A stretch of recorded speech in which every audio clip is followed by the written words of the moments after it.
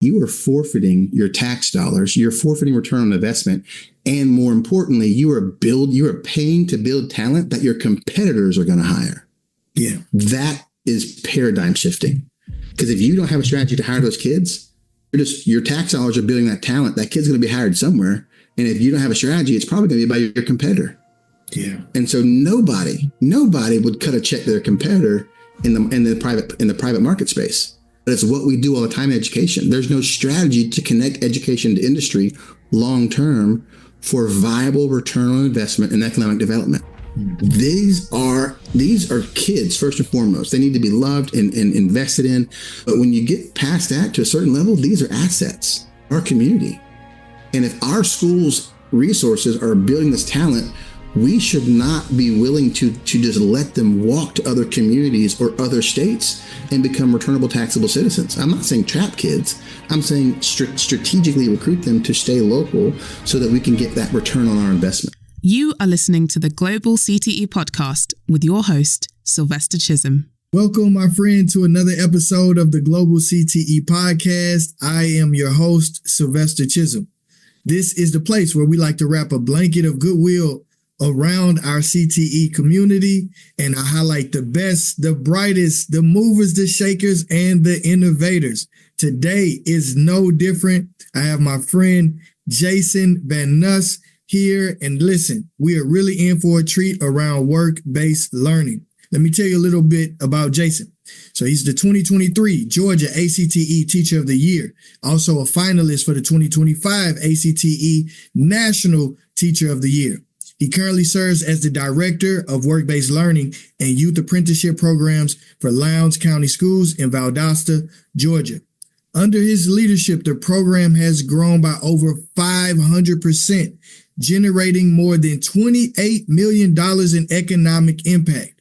A nationally recognized leader, speaker, and educator, Jason has been featured for his innovative data tracking techniques and groundbreaking community partnerships.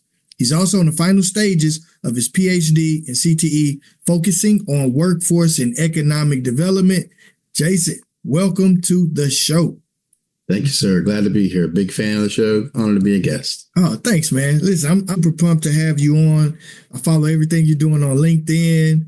I saw you out at Vision this year, crushing it, connecting with all of my fellow CTE friends out there. So I appreciate your thought leadership in the space on work-based learning. Well, it's humble to hear you call me a thought leader, and I hope that I can do that title justice. Oh, no. Yeah, let's jump into it, man. What's the origin story? Like, how do you get here? So, I mean, to summary, if I had to do it in one word, I'd tell you mentorship. And I have a little, you mentioned LinkedIn, I have a little video on LinkedIn where I got to be part of a crowdsourced closing ceremony keynote speech, and we all told a little bit of stories, because teachers don't do a good enough job of wagging their tail, right? It's a sorry dog that won't wag his own tail, and so that was what that was designed to do. But in that story, I talk a lot about mentorship, where just in our pre-episode just run through, I was talking about my background as an athlete, and I was going to be a psychiatrist. And I was a psychology major, and the mentor and advisor called me and was saying, "Hey, why do you want to do this? Long story short, why do you want to do this?" And I was like, because, hadn't really ever been asked that. And I was like, well, because I saw a movie, and he was not really impressed. And the movie was Hannibal Lecter, because I thought that guy was super smart. And I was like, I want to be a psychiatrist because he was smart, right? My advisor and mentor was not impressed. And he's like, "You're telling me you based your career decision on the character of a movie who, by the way, happens to be a villain?" And I was like, well, I hadn't really heard it thought about it that way, but yeah, it's kind of silly. But long story short, he spent the next 30, 40 minutes trying to talk me out of it. And I'm a competitor. So I'm like, who do you like? You don't think I'm good enough? Yeah. And so he eventually let me into the program. And I want to bounce back because it's going to take a sad turn in a second, but I want to bounce back with some funny stuff later. But he tried to talk me out of it. And that was the last time he tried to talk me out of it, because a couple weeks later, he killed himself. Oh, my. And I realized he wasn't trying to weed me out. He was trying to spare me from choosing a career that was very emotionally weighty, very difficult, and making a decision. Not that it's a bad career, but that making that decision based on a movie was a bad career. And he was trying to mentor me through that process, and he did. And then I went to so how to become an educator. I went from there to my athletic advisor, because we got our own advisor. We got to register early, and he's like, "Hey, I know you want to play professional sports. So have you ever thought about education?" And I was like, "No, man, I just told you I'm leaving the career because it's underappreciated. It's all, and he's like, "No, seriously." He said, "After you get through playing, you can coach." And I was like, "Look, I'm going to play pro sports. So you do whatever you want to do. Put me whatever you want to put me. I'll get whatever degree you want." And I had 2 surgeries, or actually 3 surgeries, and I finished out my college career, but, didn't make it very far after that. And then I became a coach. I was teaching just to coach. Along the way, my career, I've just had really good mentors. I've had really good mentors. Bob Jones, my principal in Colquitt County, Dr. Stephen Hankla, a CTE director in Colquitt County, just really poured into me and invested in me. Let me be me, think out of the box. They didn't teach from a book, just let me do things and create things and build things. And that's kind of where we're at, and from there I was, taught business, then I taught graphic design, and then came into work-based learning. And however you want to qualify or quantify my skill set, Sylvester, it's just a good fit for work-based learning. I mean, I love what I do. And if it weren't for those men who really poured into me, really discipled me, really mentored me and invested in me, I probably would have just been another person teaching just to coach. I don't even coach. I haven't coached in 18 years. That's powerful. And I appreciate you giving that credit to your mentors in that way. As I'm reflecting on what you said, I'm curious what strategies do you use as a mentor for your work-based learning students? Yeah. Well, the first thing is listen. People who want to be your mentor and all they do is talk, which is not a problem for me. I don't mind talking. You know that. Yeah. I listen. And I use some really cool programs and software. My favorite program to use for these kids is U-Science. It's an aptitude-based career assessment tool that allows me to go in, not just tell students what they're good at, what they're interested in rather, but allows me to get past that and expose them to things that they may not be interested in, but they may be really good at. And I used a key word that I did on purpose, exposure, because high school students can't be interested in something they haven't been exposed to. So I'm very partial to this program. I love it because it allows me to push through a lot of barriers, cultural, racial, socioeconomic, geographical, demographic, all these things. Allows me to take a student who may have never thought about being an engineer because they're from a single family home. Mom takes care of him. Mom's a nurse, so he wants to be a nurse, which is nothing wrong with that. I mean, I'm just saying, but what U-Science allows me to do is to go in and to tell a student, here's what you're interested in, but here are careers that you aren't interested in or exposed in, but that your skills are a really good fit for. And that allows me to put kids on the same level playing field. Elite kids with a ton of money, elite families, they have this social capital. Right. And then kids from impoverished homes who don't have social capital, who are just struggling to make ends meet. U-Science lets me level the field and say, here's your skills, and I can expose them to things. So that's the first way I do it. And then it's just being a hustler, Sylvester, just hustling. Yeah. Listen to a kid who tells me they want to be, in healthcare, and then realizing that there aren't many people in our country who are hiring high school students in healthcare because of FERPA on our end and HIPAA on their end, but just going out and just hustling and knocking on doors and cold calling people and saying, I need to get this kid placed, and I need you to invest in these students, but I also need you to do it because there's a strategy involved. And we'll talk about partnership development a little bit later, but just knowing that, I wasn't an easy person to mentor, but they did it anyway. So there are sometimes you get students who aren't really easy to mentor.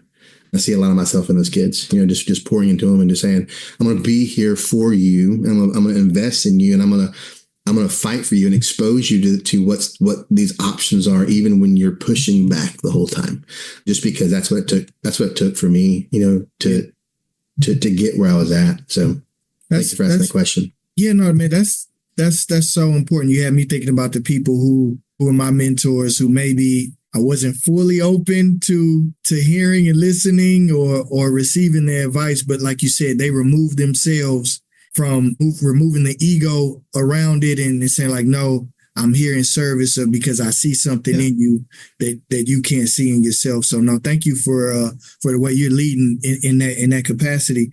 You brought up the U-Science, that assessment. And then you said, I like that. You had me thinking exposure precedes interest. 100%. 100%. talk to me about your thoughts around exposure. Like once you find some of those interests, like how's your approach with that? And so I'm a data nerd. I mean, I like to look at data. And so anytime you have what's called a single variable analysis, an ANOVA, an analysis of variance, it's just one variable, it's going to give you a yield, right? But when you can bring in a separate variable, it becomes a multivariable analysis of covariance. So it's going to give you a lot more data yield. And that's really what UScience does, is it layers every other program out there, just gives interest, right? And if I'm being 100% honest, Sylvester, like if you want to know what do you think I was interested in high school? We are talking about sports, right? Okay. But what goes hand in hand with sports? Girls. Okay. And I picked my classes based on where were all the cute girls. So I was in classes that I had no interest in taking. So my point is, we need to move past giving high school students career advice based on their interests, because their interests are ephemeral. They're gone like that. They change like that. Well, the next cute girl or boy that walks in the room, and so it's like, interests are important, but let's push past interest into aptitudes, because that's basically the measure of how quickly their skill set can acquire that, or how quickly their aptitude can acquire that new skill. So that example I gave, and let's just look at here's an example I'll share. And a student whose family was in the timber industry. Okay. Dad, granddad, he wanted to be in timber, right? Well, we looked at his UScience results, and he had a really high aptitude for engineering, and he had never thought about engineering before. He said, no, I really want to be in the forestry industry. And I said, son, you can. I said, you can be in it. I said, why don't you go to engineering school, become an engineer, and then you develop the equipment and you redesign the protocols that make the forestry industry better. And he's like, well, I never thought about that.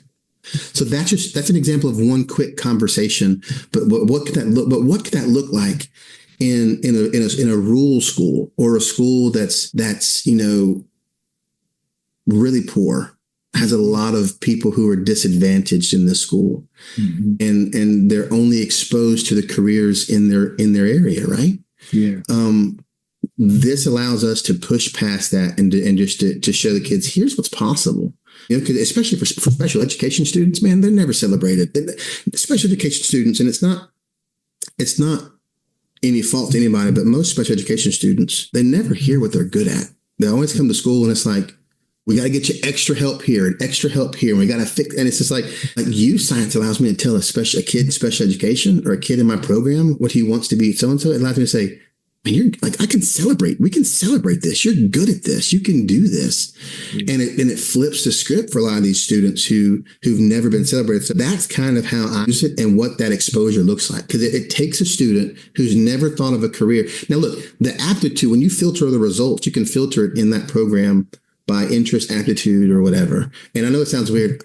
I'm a teacher. I'm a practitioner. I don't work for UScience. So, and people who listen is like, this is a sales pitch. It's not. You could go buy 1,000 licenses of UScience, and I get not a single penny from them. Right. And now if they said, hey, we'll pay, I would take that. I'm a teacher. I'll take anything I can get. But that's not what it's about.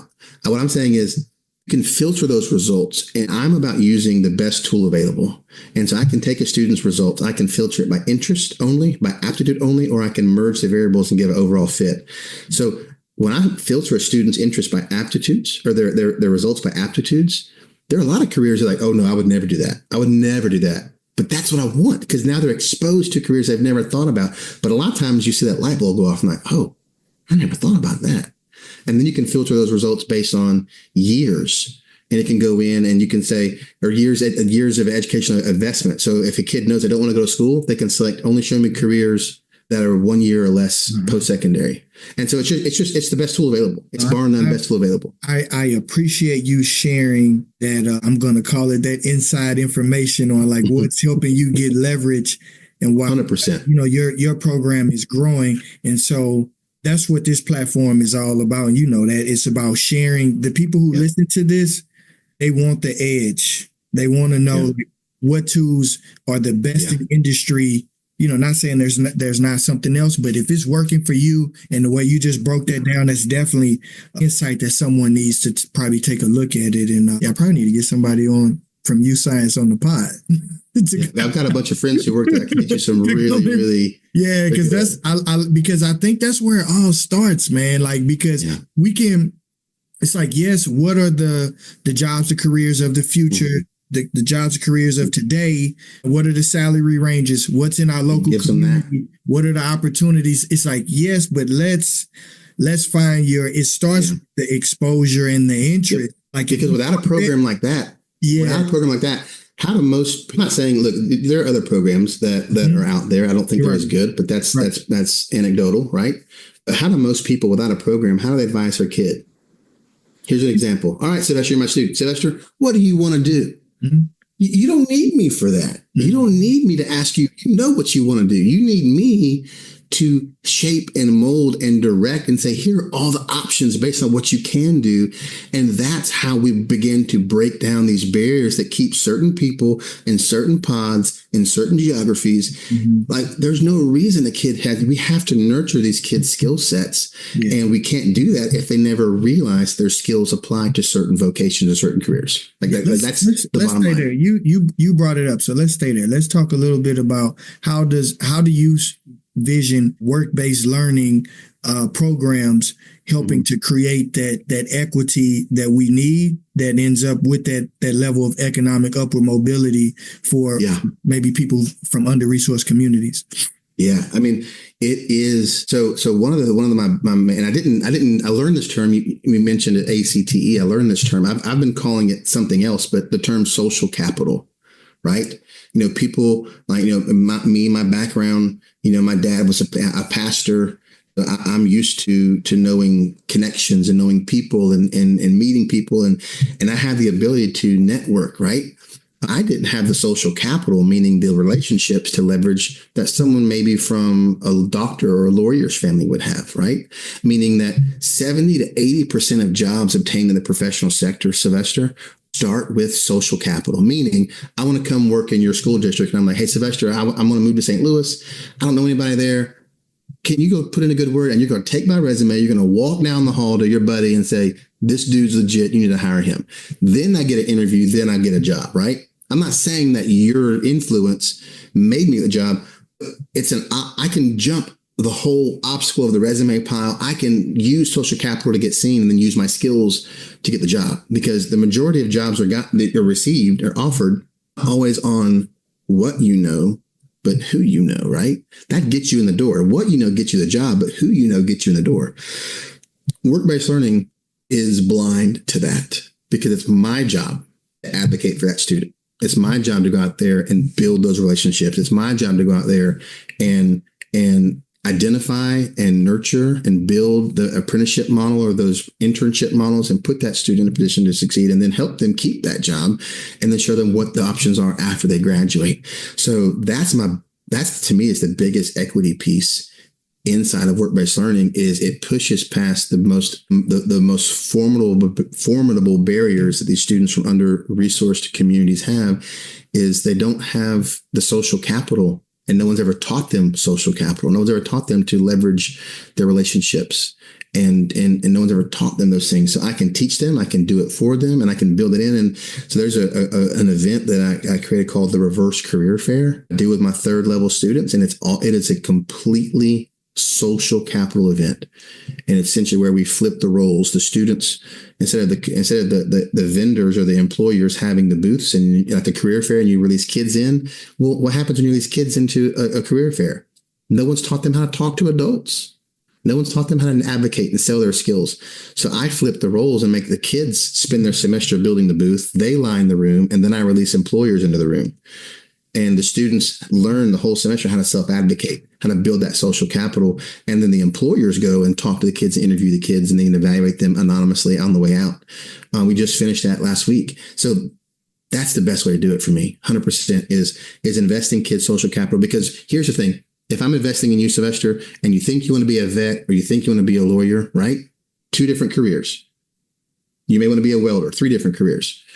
It doesn't matter what career you choose. You're going to use social capital and the ability to sell your skills in any of those 3 careers. So if I can focus on that epistemology and keep that sound, teach you how to sell whatever your skills are, whatever you decide to pursue as a career, build the foundation of self-advocacy, social capital, networking, marketing, using LinkedIn, then regardless of what career you choose, that skill set is ubiquitous. It transfers to any of them. So that's how I see it, the biggest equity piece of work-based learning.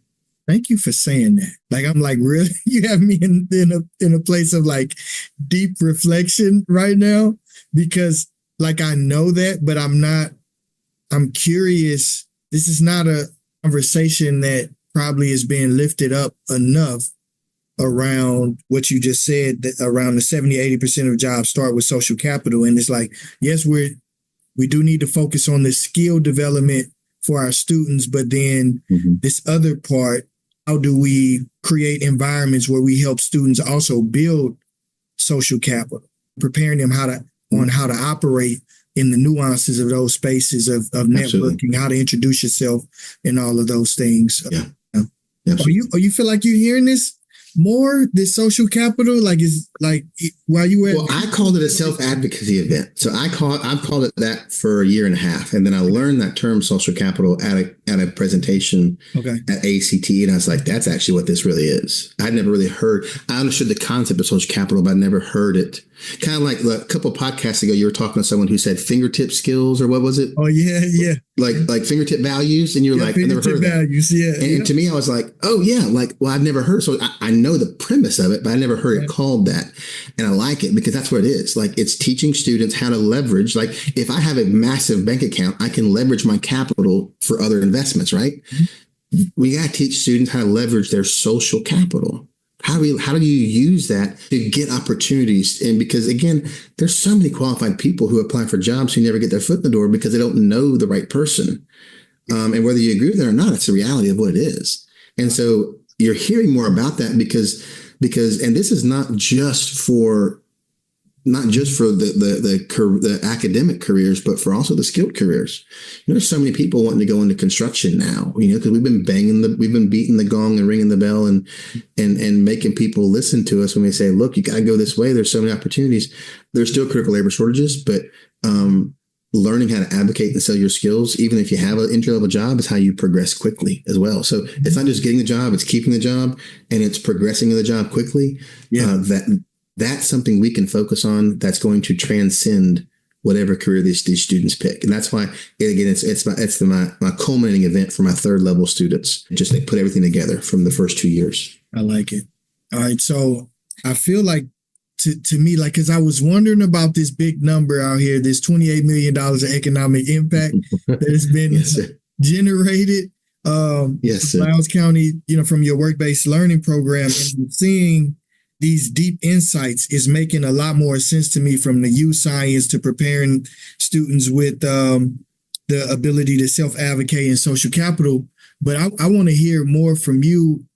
That was big in my intro. Your work-based learning and youth apprenticeship program in Lowndes County has seen a 530% plus growth, generating over $28 million in economic impact and $7.24 million in wages for students. Raw wages earned. Yeah. Talk to me how strategies. Let me hear about this.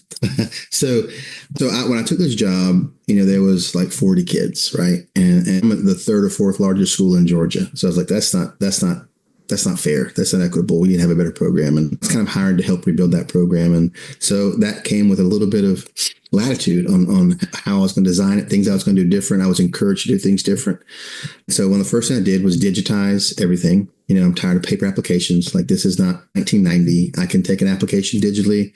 I can write a script in the background that's going to process that application, send acceptance letters, send, denial letters, based on attendance or discipline or whatever. I can, because if I can automate something or script something, it allows me to be multiple places. I can be out recruiting a partner, and the script I wrote is analyzing applications back here, doing that for me. So that's the first thing I did. And then as I started trying to build the program, and this is a little, I won't say it's controversial is too strong of a word, but some people don't like this. I believe in recruiting partners first. Meaning I can go out and recruit a fabrication facility who's going to employ our students from the welding program. And I say, yeah, we're on board. Okay, great. How many jobs do you want? We'll hire 3 interns. Now they're on board, and I go to the welding class, and I begin to recruit them. I got someone in industry who wants 3 interns, and then I create a little internal competition for that. And I take the best 3, and I put those kids in the industry, and then they do great. And then that's how we build that talent pipeline, right? Mm-hmm. That's also the only way you see organic growth. If I'm only serving the students who are interested in my program, I'm never really truly going to grow. Does that make sense? Yeah. Like I need to go out there and talk to people who don't know about my program and say, hey, look, you're in welding, but I've got someone who's a welder or owns this fabrication facility. They want to hire you. You can stay in your welding program, but enroll in work-based learning, and I'll release you from school to go work. And they're like, okay. And that's how my program grows, is because I'm recruiting people. Same thing. I mean, similar to what we're talking about with U-Science. They didn't know my program existed. And as soon as I expose them to that, they're like, oh yeah, let's do that. Right. And then who becomes your best marketing force? Those kids who are in the welding program, who are now making $15, $20 out in the real world welding an hour. They're going to go tell their buddies, you want to weld? You need to take this program and get in work-based learning. And they become a walking marketing team for that. So once we did that, I started tracking data, and I started saying, because I needed to make sure that I had industry on board. How do you recruit industry? Is I needed to recruit people who could be my mouthpiece, meaning I'm not going to be at all the chamber meetings. I'm not going to be at all the city council meetings. I'm not going to be at all the county commissioner meetings. I can't go behind these things. I'm not going to be at every water cooler in every office in our community. But if I can reach the people who are, they can advocate for me when I'm not in the room. So again, it's about multiplying me. Like I can do my job, but if I can be in multiple places at once, great. Mm-hmm. And so I started tracking this data because I wanted to get the mayor on board, who now sits on my board. I want to get the county commissioner, who now sits on my board, the county manager, elected officials, local, like state House of Representatives, state senators. I've even got a field rep for Representative Austin Scott in Georgia. Wow. His field rep, Charles White, sits on my board. So I have a direct line to a federally elected official if I need to. And how do you get those people on board? It's not through, and here's the big difference. And here's where I think communities do it wrong. Okay. It's not through philanthropy. Now, is that a part of your pitch? Yeah, it should be, right? Because you want to do this because you want to help kids.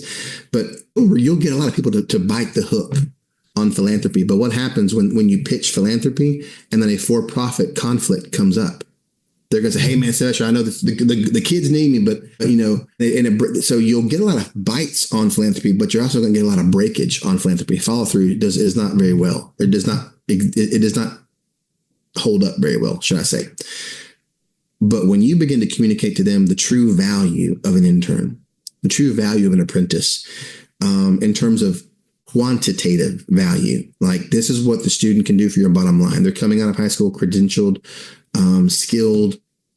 You can employ them at a little bit of a lower wage than if you're trying to go out and headhunt people and recruit them, train them. You don't have to untrain them from any bad habits because they've never worked before. So they come in, they know your way. And what you're essentially doing when you buy into that model is you're jumping all of your competitors in terms of first access to talent. You can hire the ones who fit your model and then leave the ones who don't for your competitors to hire, right? But I had to recruit them with data. And we go to them, we pitch philanthropy as educators, and we pitch alphabet soup, or we pitch philanthropy through alphabet soup. CTSOs and FBLA and FFA. Like industry doesn't care about that. They want to know what can the student do in industry. And so you market their skills, market their values, and then you track that data, and then you go to your county commissioner and you say, hey, look, my program, like let's just say, was it in 2022? I've got this data tracked longitudinally. In 2022, our students made $662,000 in wages earned in the fall. In the spring, $950,000 for a total of about $1.6 million for the total yearly wages in 22-23. So I can now go to my county commissioner and say, hey, look, budget cuts are coming. Perkins got cut, whatever it is.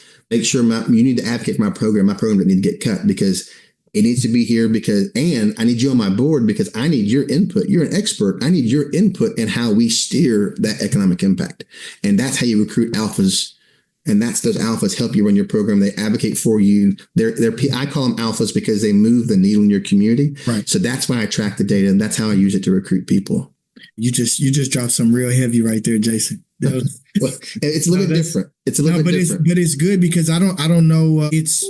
It's like, yes, you're not just tracking the data for data's sake, but then you're also using the data to draw and attract more, as you said, who can help grow and push the program forward. That's how we've gotten so much growth so quickly. That's how. That's by leveraging. Yeah. What sort of jobs are the students working? Well, man, anything. Like I have students who, and this is the cool part about work-based learning. I've got students who want apprenticeships, right? They're in the construction area and they want to go and work with Ace Electric, who just last year won a national award for their partnership with my program with ACTE, the National Business Education Partner of the Year. So they may want to come and work with that, right? And that's a student who typically wants to go to work right out of high school. Mm-hmm. Then I've got students who are academic. They're going to go to 4-year school, maybe a big 4-year school, and they're wanting work experience on their resume. So they're wanting to come in and get some internships and apprenticeships, more internships than apprenticeships in that model, because they're wanting it as a resume boost and they get experience. But then you've got the people, and this is what really bothers me about work-based learning. Okay, is then you've got people who are just helping their mom and dad put food on the table. Mm-hmm. And I don't want to get emotional with that, but that's who work-based learning says, no, yes, it more, is it a sexier placement for me to put a welder at a fabrication facility? Yes, that's a sexier placement because that's a skills placement. They're working on what they want to do for a career. But man, who am I to tell a kid, you can't come to my program because you're working at a fast food restaurant because mom and dad need help putting food on the table? I'm not going to turn that kid away because it's not this really attractive thing I can pin to my board and say, yeah, look at what we're doing. Like that's probably more of an important job for that student than anything else I can do for them. So you're going to have those 3 types of kids: the kids who really want to go to work right out of high school, the kids who want it as a resume boost, and then you got the kids who just need the help. They need money, and their jobs are not aligned to their pathways. In Georgia, we call those ESD kids.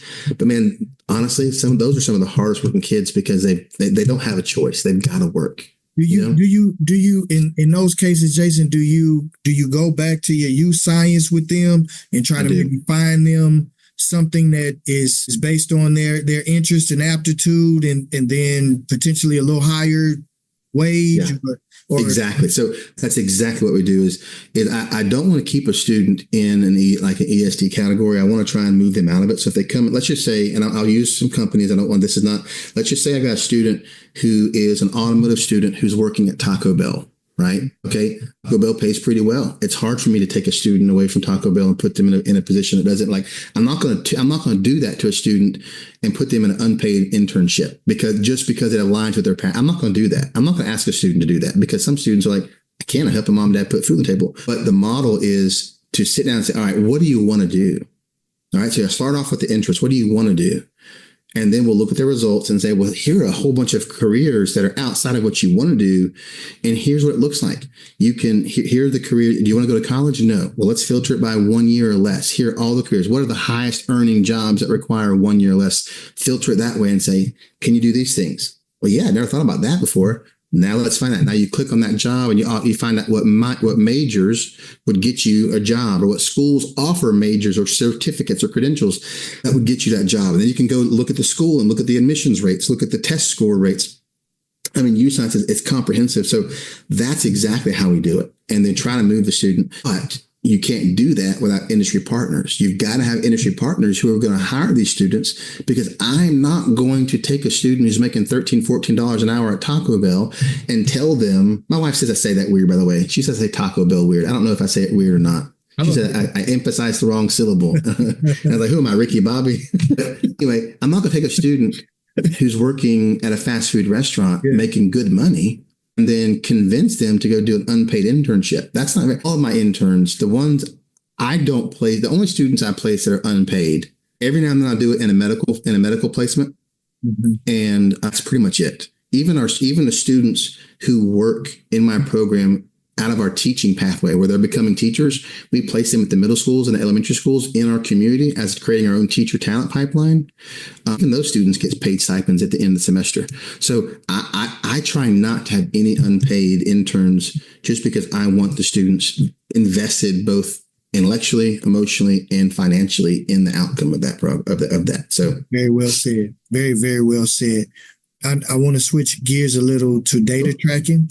I know you've been nationally recognized for your your innovative data tracking techniques. So Yes. any best practices in data tracking to create successful work-based learning programs? Yeah. And so, I mean, I'll give the highlights here. I know we're limited on time. Like I have a little niche podcast. I don't know if you know that, the 2152 Project. A buddy of mine and I, he's in Utah, I'm in Georgia, and the name comes from our offices are 2,152 miles apart. That's why and it's a crowdsourced professional development platform for work-based learning. And we're real niche, we're small. We just have fun, man. Like it. But on there, there's some sessions and presentations I've done on data tracking, and it's on my website, my school's website. Yeah. So I would rather have no data than bad data. Okay. So let's start there. I'd rather have no data. Bad data is worse than no data because you're not going to remain neutral. You're going the wrong direction. You're making bad decisions.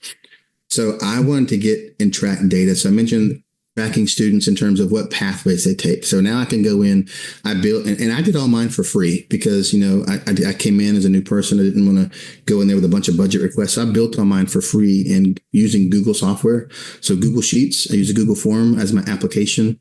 It's a free add-on in Google called Autocrat. It's basically a really fancy mail merge that you can write a script, press, run the script, and then it'll go through and take all these linear entries in data and merge that into a PDF, send that PDF to the student, send that PDF to the counselor, tell them what periods they've requested. So not only does it help me in automation, but it helps me in tracking. So now I can go in and look at how many students from construction have I placed in the past 3 years. And I can see that.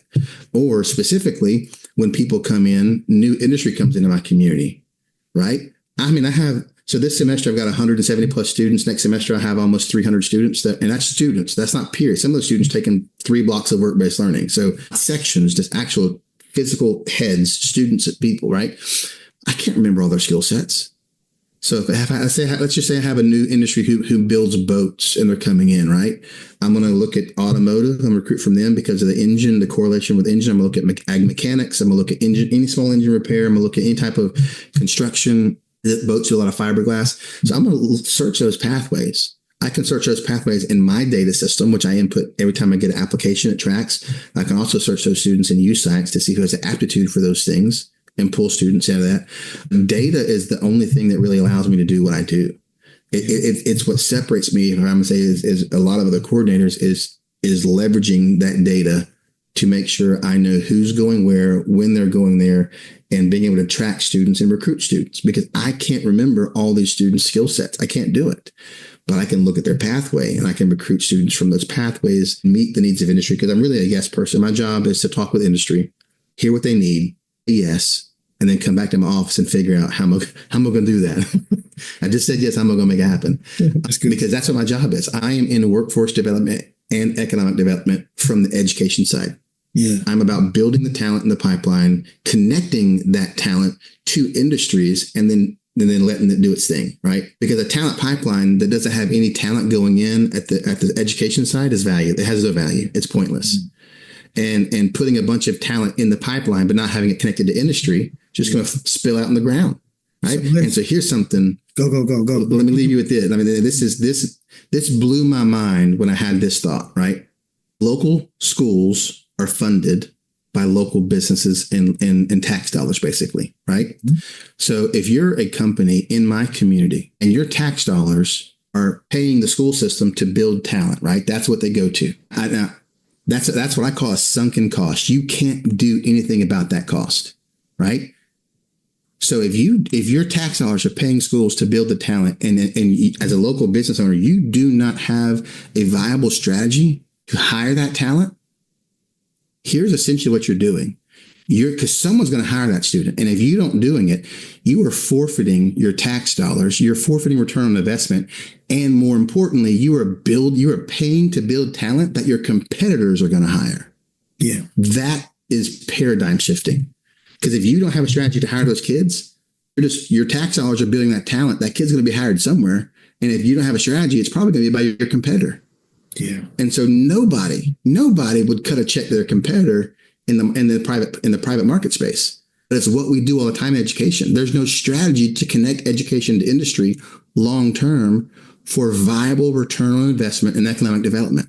These are kids first and foremost. They need to be loved and invested in. But when you get past that to a certain level, these are assets, our community.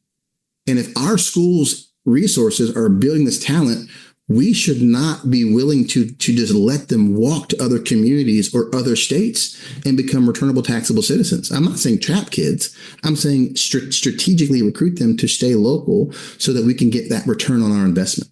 Yeah, 100%. And it goes back to what you said earlier about if you're leading your program in just only speaking to philanthropy and not speaking to like, no, this is actually good for you. Yeah. This program we have at the school, this work-based learning program, apprenticeship program is good for business for you, which gives you access to early talent, early data, and influence on potentially educational programming because you're like, no, we're not doing that anymore. We don't use that anymore. This is what 100%. This is the machinery. This is if your kids were trained on this, I could hire them tomorrow. So I think that's very. And I spoke on a panel at ACTE, a panel for teacher burnout, and they're like, "What's the one thing you would tell teachers?" And I was like, "One, you got to recruit, especially in CTE. If you're not recruiting, your class is going to be full of people who don't want to be there, right?" But what you just said is exactly one of the most important parts of what these teachers have to learn is that we're producing kids who are going to move the needle in our community. And we've got to invest in those kids, and we've got to have a strategy to retain them. So asset creation, talent creation, and talent retention are two separate things. I think schools do a really good job of talent creation. Like we're giving them the skills to be talented, to be employable, right?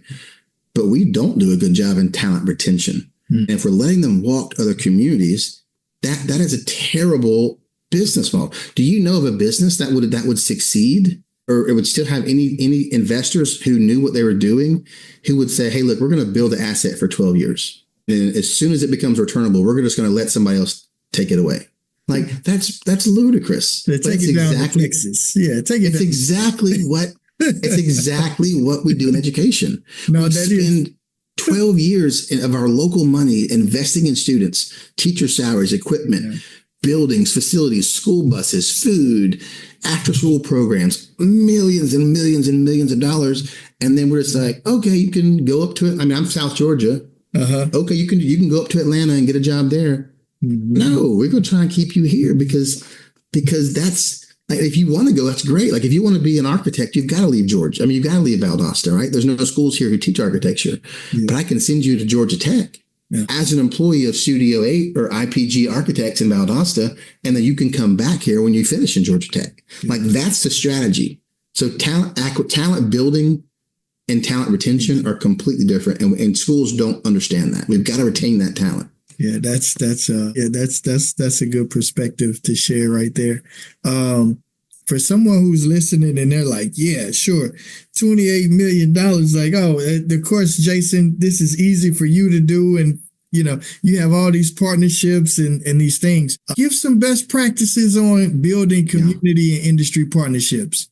Yeah, well, and I'll say this, like when I started, we didn't really have a lot of partnerships. Okay. We had a lot of kids. So when I started, and this is not to throw anybody under the bus, but when I started, my predecessor would require them to already have a job to come into work-based learning, which is not a terrible practice, but I'm not going to be able to place them if that's everyone already required. You know what I'm saying? Yeah. So I think it's a good practice to me, and I understand that logistically. That's not throwing that person under the bus because you don't want them to just be doing nothing. But I wanted to get them jobs. So best practices, man, like one, you have to know your mission and your vision. So my vision is for Valdosta, Georgia to be a better place to live, work, and play. Like that's my vision. So what does that look like? That means that I'm doing my job investing in students. I'm doing my job trying to put them in the talent pipeline. I'm connecting them to local industry. And then I'm doing my best to develop a model where these students can be retained locally. Because if we can retain all of our talent locally, then it's a much more feasible thing to retain talent than to recruit it away from somebody else. Because here's the thing, if you recruit somebody away from another employer, they're loyal not to you, they're loyal to their paycheck, which means that they're going to leave as soon as they get another pay raise. But if you can invest in a student when they're 16, 17 years old as an apprentice, hire them. By the time you've done that, they've been onboarded, they've come through the process. There's a loyalty that I really can't qualify. I don't know how to put a value on it, but it's tangible. There is a loyalty there. And I have students who are still working with their employers 5, 6. I mean, this is my 7th year. 6 years later, they're still working there. Have mission vision, have data. Don't use, like, it's okay to mention philanthropy. Like, look, these kids need someone to step up for them. That's fine. But then you've got to quickly transition into data. Here's what it means for you. You're 3 people in your industry who are in our community, and none of them are partnered with our school system. So if you're the first one to do it, then you're beating them to the punch. You have first access to talent, right? Now you're pitching value, right? And you're pitching what I call, not I call, but what is called FOMO, fear of missing out. Because as soon as they see that that their competitor has hired somebody, my phone rings because they're saying, Jason, how do I get somebody, right? I saw you talking about this on the news or in the radio or in this. It's just what I said. You got to market. It is a sorry dog that won't wag his own tail. So you've got to wag your tail. You've got to tell your stories. You've got to really pitch your students. And so I do a thing that we talked earlier called the 31 and 31 campaign on LinkedIn, where over the course of 31 days, I'll feature one student, a different employer on a day for 31 days, usually during October. And that's a way to do 2 things. 1, it's a way for me to promote my students. 2, it's a way for me to break down misconceptions of what high school students can and can't do. I've got welders, construction people. I've got people working in automotive body shops. I've got people who are working at vet offices. I got people who are working in fast food and culinary positions. I've got a lot of people a lot of kids are doing really good work. So promote my kids, break down barriers, but it also allows me to recruit new employers because Sylvester, if you told me no 2 years ago, and then you see on the 3131 campaign that one of your competitors in industry is hiring my kids, now you're saying, well, what did I miss? Wow, maybe I need to rethink this. And so you've got to market. Now, I don't believe in doing like Facebook and Twitter. I use LinkedIn because that's where the employers are. I want to put my kids on a platform where employers already exist. I don't want to create a platform or put them on these school safe platforms because it doesn't matter how good their resources are, how good their portfolios are, how good their artifacts are. If employers aren't there, it has no value to me. Because I've never met, I have a bunch of my friends who own businesses. I've never met anybody who goes and searches Google website repositories to hire people, right? But that's all we do. We tell our kids, build a Google website. Well, great resource. The main problem still exists, getting eyes on. So I call that active versus passive recruiting. That the reason I like LinkedIn is because I can be discovered passively. Sylvester, I didn't reach out to you. I followed you, but I didn't reach out to you. You saw the 31 and 31 campagn, and what'd you do? You reached out to me. No. That's passive recruiting. I'm not actively I'm honored to be on your show, but I wasn't saying, hey, Sylvester, when can I come on? You saw, I want to have this guy on. That's what LinkedIn does for high school kids. Yep. They're putting their stuff out there and it allows them to be discovered when even in a passive environment where they're not actively trying to promote themselves. No, Jason, hold on. I got to stop you there because you're so right. I wish more educators would do what you're saying, what you're doing. Like you're sharing the social proof that this works. Yep. You're lifting up the students. You're actually helping them with their social capital as well in those moments. But it's also attracting new partnerships, but then also creating more enduring relationships with the current partnerships because now you've also given them something to point to and it attracts more opportunity to you. Like you said, I saw the work you were putting out and I was like, okay, well, this looks innovative and that's our whole jam is trying to share the innovation with the community across the country, across the world. Trying to just disrupt things, trying to do things different. And when the kids graduate, they leave with a developed LinkedIn profile that they can add to, that they can build into whatever area they choose to go into professionally, but they know the basic modicum of skills to be successful. They know how to interact with people. And, that's like you mentioned, that social capital. We've got to do a better job of teaching our students who graduate from our programs with all the skills they need to be successful.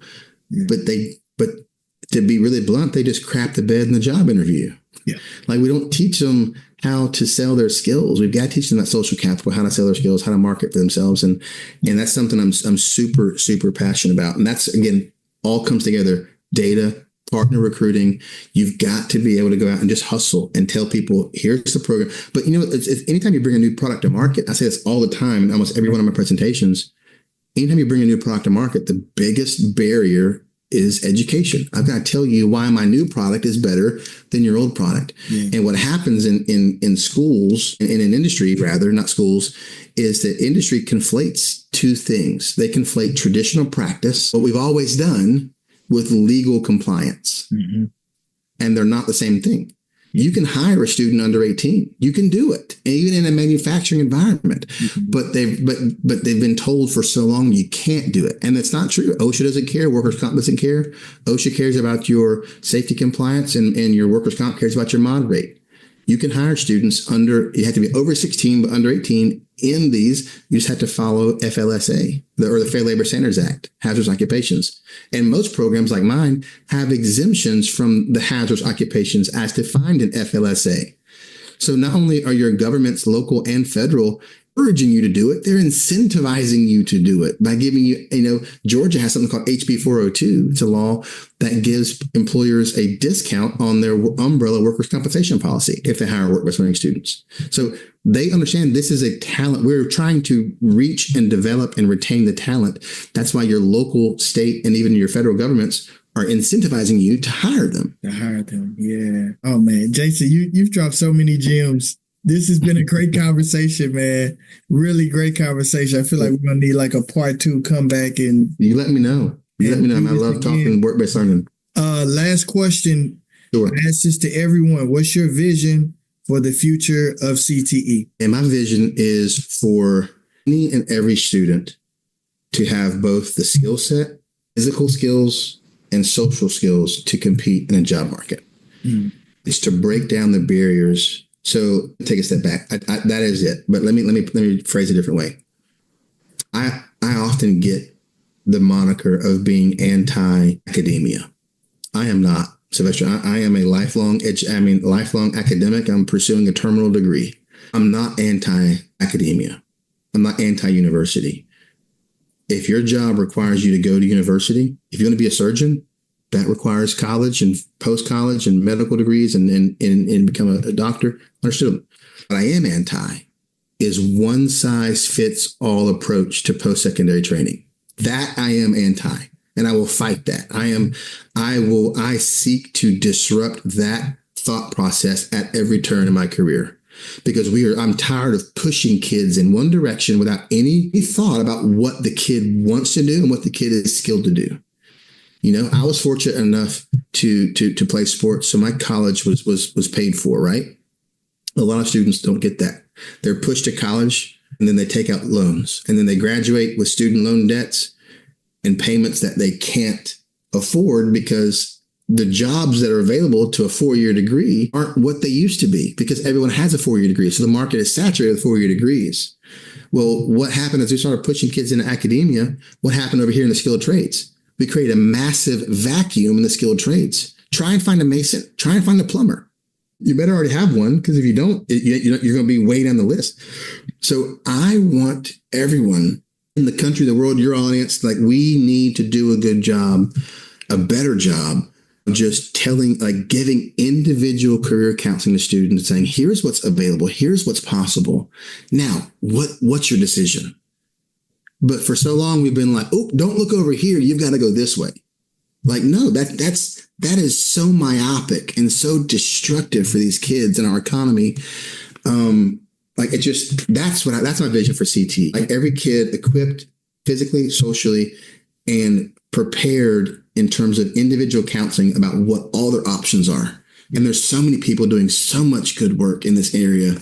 If it's of interest to you or anybody in your audience, man, like, there's some people, just look them up on LinkedIn. Just type in work-based learning or apprenticeship in the hashtags and follow the people who are doing the good work, because we're trying to really, really steer this. It's like steering a cruise ship in a bathtub, Sylvester. You can't really turn it real quick. You know what I'm saying? Like, it's floating, but you can't move it. Like, we start small with a raft in a swimming pool, and we can move it, and we're building it out once we have the direction we want to go. And there's really good work being done across the country. I'm excited for what's ahead for CTE. Yeah, there it is. Wow. I think this is definitely of the more insightful episodes, especially around work-based learning. Thank you for your sharing. Thank you for your knowledge and your time. If anyone wants to reach out to you, they want to bring you in for a keynote or connect with you around building out their work-based learning program, where should they go? Jason Van Nus on LinkedIn. It's my only social media. I don't have anything else. You're going to find me. You may find me on Facebook, but I haven't been on Facebook in like 15, 20 years. Like LinkedIn, and it's VAN space capital NUS. And I'd love to help. And like, I am about a rising tide floating all boats, right? And so like, I just want to help. Like, all my resources are on my website for free. Like, I mean, just if there's anything that I've said that just reach out to me and say, hey, you know, where can I find this? Where can I find that reverse career fair? Where can I find this data tracking?